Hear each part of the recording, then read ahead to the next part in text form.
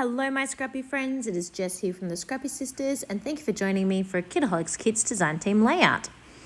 So as soon as I saw this yellow paper that to me they looked like suns, had suns all over the back, I knew that it would be perfect for these pictures I have of Tom jumping into our inflatable swimming pool.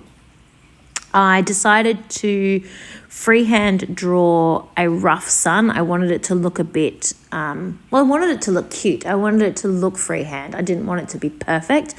And I hand stitched that while sitting in the car going on a hour and a bit drive one way and then an hour and a bit drive back. And then when I got home, I was like, oh, but I do love those daisies. Gosh, they're cute. And I stitched it in a way that I could decide later if I wanted to actually not use the suns and I wanted to use the daisies instead. I hadn't tied any knots in the strings or anything like that. And then I was thinking about it. I was like, you know what?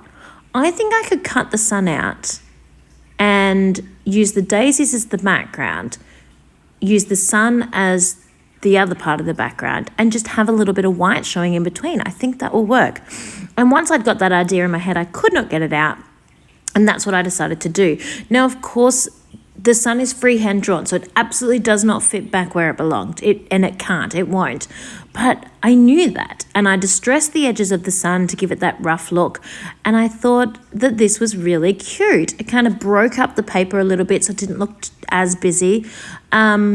And it was just another way that I was able to use both sides of the papers and not miss out on some of the beautiful papers that were part of this kit, because I just loved both of the sides. And you'll see that as a trend throughout my layouts this month, that I just love both sides. And then I have these 3 photos of Thomas jumping into our inflatable swimming pool. They pulled the trampoline nice and close, so they were like 1, 2, 3 jump, and they were bouncing into the swimming pool. And so that just worked really well. I did cut the photos quite skinny. They're 4 inches tall, but they're skinny. They're probably only, I don't know, 2.5 inches wide or so. And then in the ephemera pack, they had this fun title that said, "You did it," which I just thought looked cute and worked well with the style of the page.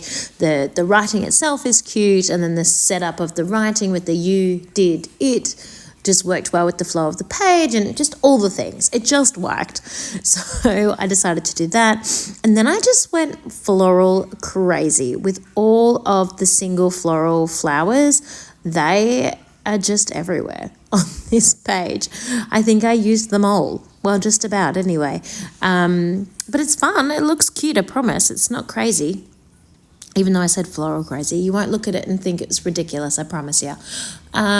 So I am just busy now popping all of those onto my page. Some I pop up on foam, some I keep down. It just depends on my mood. And I'm also going to use, there's a little piece as well that's about to come up, I think. I'm just watching. Oh, I know what I'm doing here. I'm putting the string in my tag. I cut apart the cut-apart sheets. I cut apart the cut-apart sheets for something else in a different layout.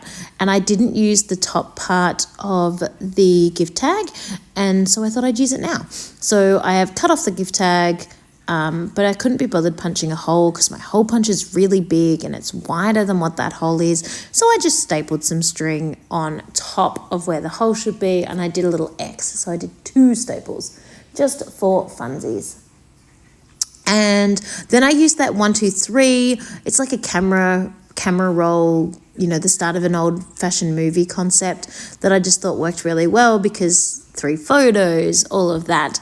I do end up covering the number 3, but it's that thing, isn't it, where it doesn't matter if the letters are not in the correct order. If the first and the last letter is in the correct order, you can still read it, that concept. It's the same kind of thing. We know that it's going to say 3 because we can see that there's space for another one. And if it only says 1, 2, oh well, it's only 1, 2, no biggie. So I am just busy filling up all of the clusters. and just going a bit crazy with all of the florals, as I said. The stitching that I did here, I used the crochet thread that I usually use. It isn't actually the exact same crochet thread that I usually use because I was at my grandmother's house, so the kids' great-grandma's house, and I just decided last minute that I wanted to stitch, and I hadn't taken stitching supplies with me, so I just used something that she had on hand, but it worked out well. I think it's a tiny bit creamy white, but that worked really well with the daisies because I feel like they're a little bit off-white as well. So all's well that ends well. What else can I tell you? Not much. I'm just busy popping things on, really. I am just about done though, and of course I'm going to get out my splatters because I cannot possibly create a page without some gold splatters. So luckily Steph has included some gold splatters in the last few months kit because I was just about to be run out.